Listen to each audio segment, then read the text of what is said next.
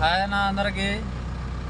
నా నా అమ్మటి ఇదివరకు ఒక హెల్పర్ వస్తుండేవాడు. వాడు సడన్గా మానేశాడు. ఏందిరా అంటే, నువ్వు బండి ఇట్లేదు, నేను ఎప్పుడు నేర్చుకోవాలి అని అని అంటున్నాడు అనమాట.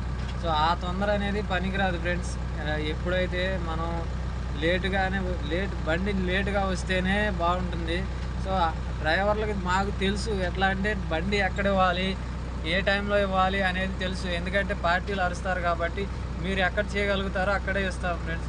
అలా అని తొందరపాటు అసలు పనికిరాదు. ఎప్పుడు నేర్చుకుందాం అని తొందర పనికిరాదు అనమాట. సో ఆ తొందర ఉన్న వాళ్ళకి ఇంకా లేట్ అవుతుంది. సో ఫస్ట్ మెయిన్ బండి పని బాగా నేర్చుకోవాలి, గ్రీజు కొట్టడం నేర్చుకోవాలి. సో అలాగే చేసే పని కూడా ఏ పని ఎలా చేస్తున్నాడో డ్రైవరు అని గమనించుకోవాలన్నమాట.